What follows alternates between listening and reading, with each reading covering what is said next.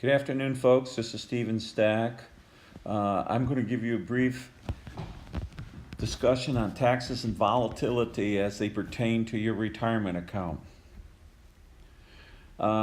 We're approaching a very uncharted area in the financial arena. A lot of things are going to be happening, and there are two things that will impact your retirement accounts or savings accounts. They are taxes and volatility. So let's take a look at what is about to happen. Right now we have a sale on taxes, and it's a limited time.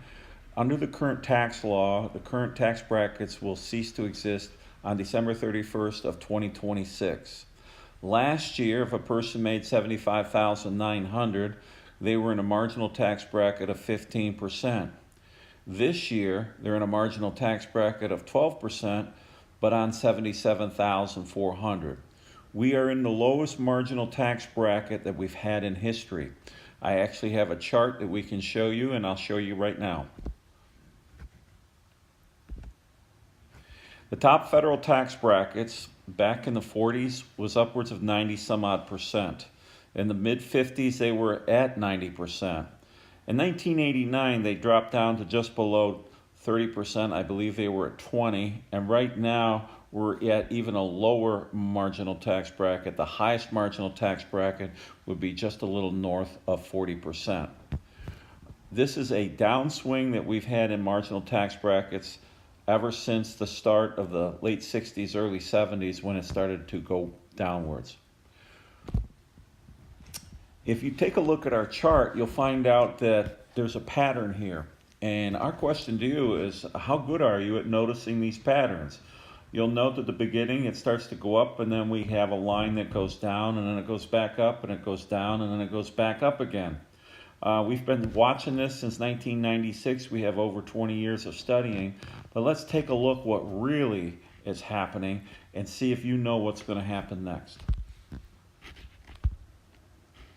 You'll notice that we have some charts in here of over 20 years.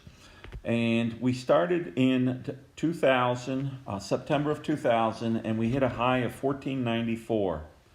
And as you will see, that over a 3-year, we hit a low. That low of March 7th of 2003 was 828.99. We are using these just to show the example. There might be some areas where it might have hit a little lower.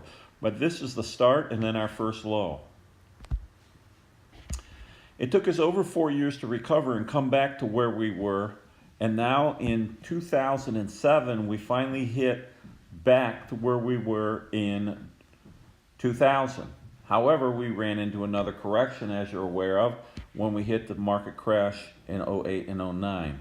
And that crash sent us backwards to 735.09, as you can see on the charts. Now, in this period of time, the government did what was called quantitative easing. They were putting money in, they were buying toxic assets, because if they didn't do this, we would have had a huge financial collapse, and they recognized this. But it only lasted for a short period of time. And we have been able to recover up until 2013 through the QEs 1, 2, and 3 to make things back to where we were. And if one were to look at this, you could literally see that we've had well over 10 years of zero returns or almost negative returns when you put in inflation on the market. Currently, the S&P is at 2791.52. And our question is that after a 4-year recovery and an additional 6-year run, we're here on March of 2019. Our question to you is, what is the next move? Here at Homeland, we believe that there's more opportunity to serve our clients by helping them avoid the losses than by picking the winners.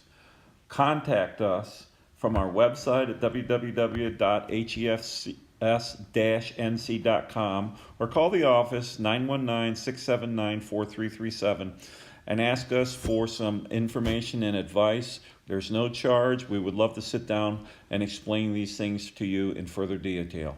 Thank you and have a good one. Bye now.